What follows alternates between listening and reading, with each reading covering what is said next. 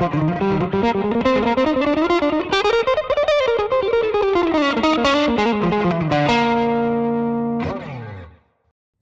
you're not playing a 59 burst, your tone sucks. Snobbery, man. Snobbery. There is a lot of snobbery in the guitar business, in the guitar player's business, in the world of playing guitar. Look, man, and it can go in different levels, man. Look, if you like to collect vintage guitars, if that's what you're into, man, then great. That's what you're into, and a lot of people are, man. And look, I would say the vintage guitar market is a lot like antiques. Now, I grew up as a kid. My mom ran a restaurant / antique shop, right? And we would go around to antique malls back in the day.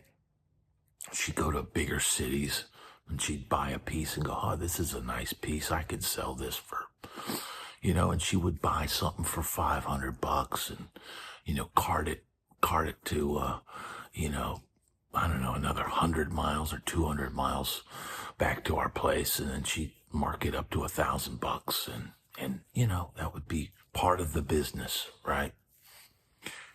And man, antiques used to be worth a lot of money. Antiques used to be really worth something. And my family was, had pieces that had been handed down from generations. And, the stuff was worth something, man. It not only was it nice and handmade, a lot of it, and, pretty to look at, right?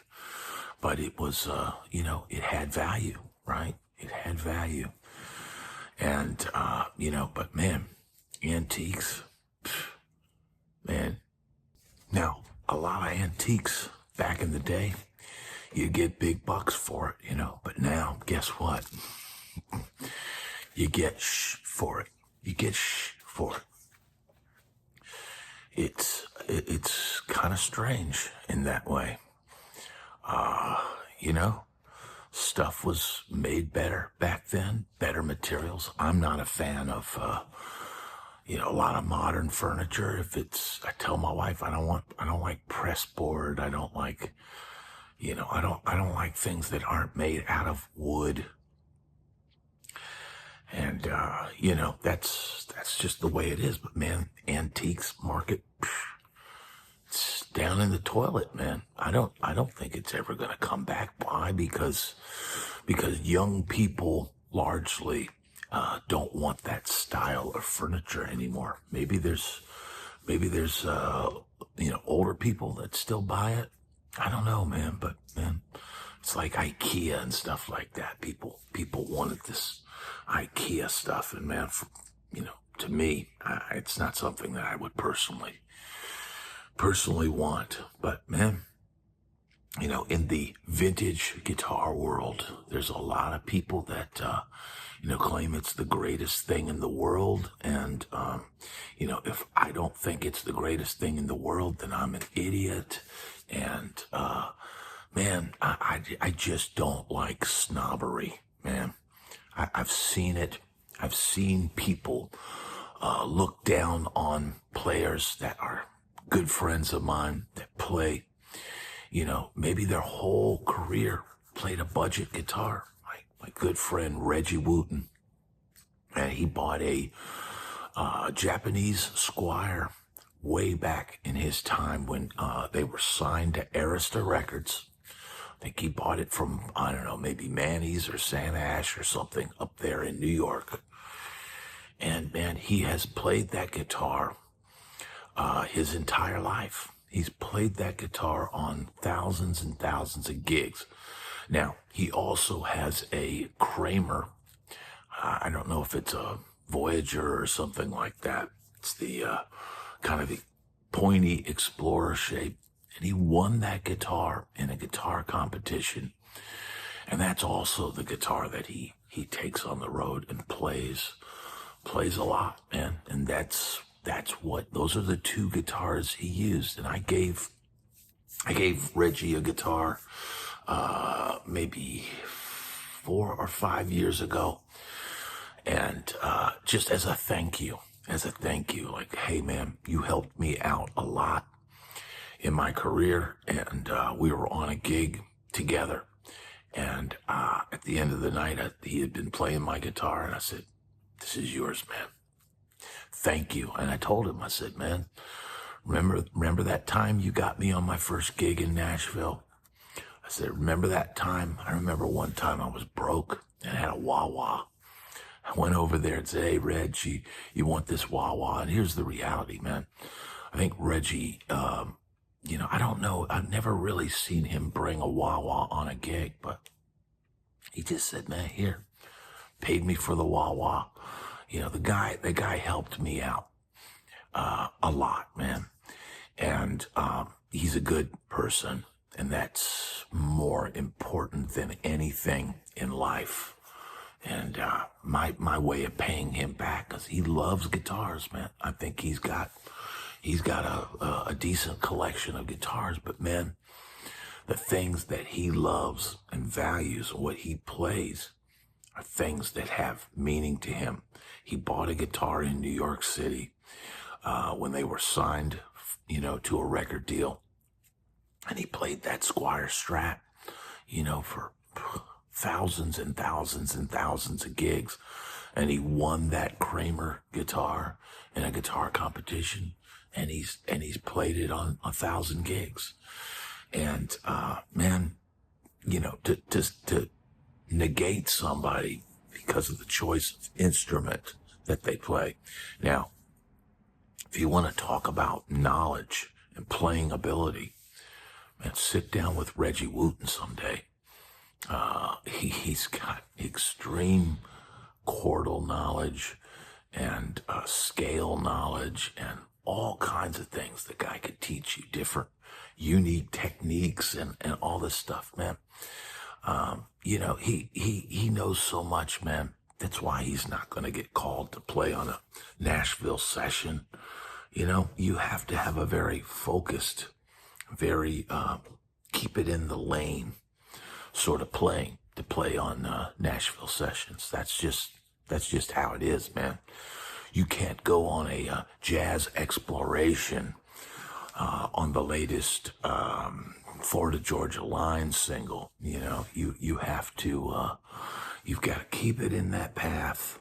And look, man, it's not an easy thing to do. I don't think playing on a Nashville session, man. When I first moved to Nashville, I thought, man, this is easy stuff, man. This is easy because the songs are simple. The music is simple. Man, having to come up with parts, they're not always easy parts. Having to come up with parts and make something interesting that's really on paper not very interesting. Well, that is a skill. Yeah. So look, man, I don't look down on any players. I don't have snobbery about what guitars they play. And look, it could be at different levels. There could be guys, I remember being on the road and, I had my Les Paul traditional that I'd been playing on the road. And I love that guitar, man. I still love it. And people kind of look down, it's a traditional. like that's lower than a standard. Man, it is what it is, man. It is what it is. It was a tool. It was something that I used on the road to make money. And that's really all these things are. If you want a vintage guitar because you're collecting them or it has higher value or whatever, but man, you cannot tell me that a modern boutique guitar, whether it be a Sir or a Tom Anderson or a James Tyler or a Murphy Lab, Gibson or a Fender Custom Shop, you can't tell me that doesn't play better than 9 out of 10 vintage guitars. Man, these days, man, all the the really cool stuff, all the custom color stuff. You know, it would be cool to have a 1965 Fiesta Red Strat, or a Candy Apple Red Strat, or a Lake Placid Blue Jazzmaster. It'd be super cool to have all that stuff. But man, all that stuff seems to be in somebody's collection. And you don't even see guys like Joe Bonamassa, you know, pulling out Lake Placid Blue Jazzmasters. I know he's probably got one. I know he's probably got all these different things, but he tends to go for the workman things. Yeah, he plays his 59 bursts, and, you know, he's got a few that he takes out on the few different guitars that he takes out on the road, but, you know, they're tools. They're tools. And, man, if you want to go hear one of those guitars live, he's the guy you need to go see, man. If you want to, you know, when I wanted to hear a Dumble amp in the room, I went and saw Robin Ford in Rudy's Jazz Room. The Rudy's Jazz Room in Nashville is named after Rudy Wooten, Regi Wooten's brother that played sax. And he's the one brother that's no longer with us, man. And man, but I just despise the snobbery, man.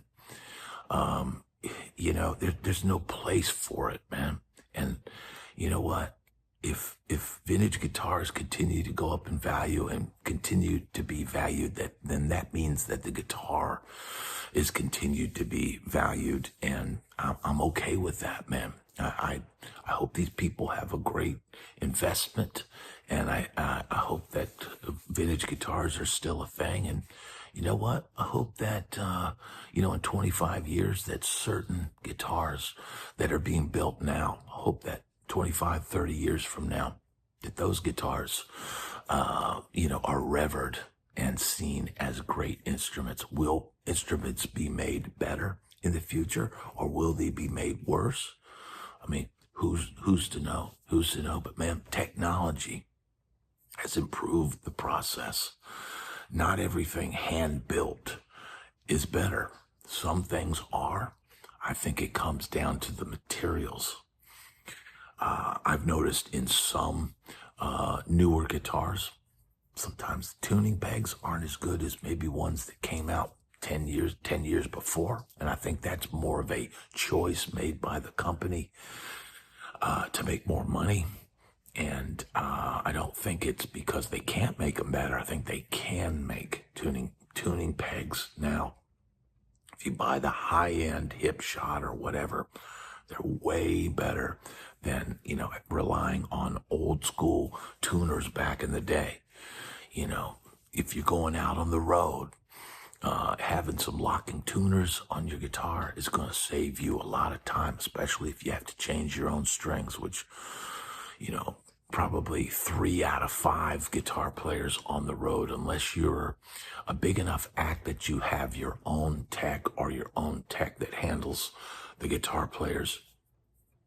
Man, you know, I was always changing my strings every day and, you know, stretching them out and all of that. And that's a time consuming thing, man. But you know what?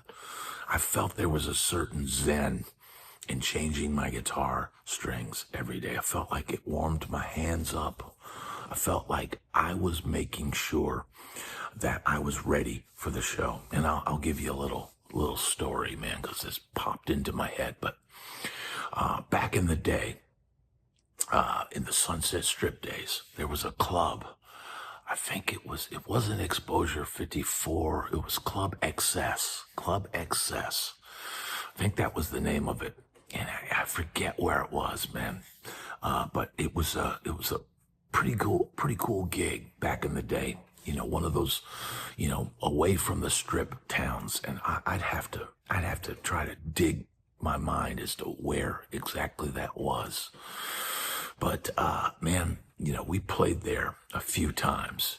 And I remember one time, I think we were going to have some label people were going to be at the show or something like that. And, our bass player said, "Hey man, why don't we get a tech for this show? Cause I want to make sure my instrument's in tune and all this kind of stuff." And so we hired this guy. I think it cost us $75 to be our tech for the day, right? And, I think I had one tune where I needed a drop D or something. This was the days where I played everything I had was a Floyd Rose, right? And, man, so here's our guitars. Here's what we need to do. We told him everything, blah, blah, blah, blah, blah. And we get out there, and for that song with the drop D tuning, man, he did something. When we were tuned down to E flat anyway to get that kind of that Van Halen sound. Man, he handed me that guitar, and it was tuned totally wrong. It was either tuned up to standard tuning, or it was the drop D wasn't activated or something. And he hands me that guitar, and I immediately realized what's going on, and I adjusted. But man, if your guitar's not tuned properly and handed to you by a tech, that's a huge mistake. And I learned that day I never trusted anybody else with tuning my guitar but myself. I would always double check when a tech handed me a guitar. I would always check it, because ultimately, if you play something that sounds wrong, it's going to be you that get the blame. But man, getting back to the initial topic, snobbery, there's no place for it in the guitar world. Why look down on players for what they play, man? Some of the best players I know play budget guitars, and they play it by choice. They play them because it means something. Jack Pearson, is anybody gonna, claim that they're a better player than him? I certainly wouldn't. And he loves to play, the cheapest Squires he can get his hands on. And God bless him for it. There's no place for snobbery in the guitar world.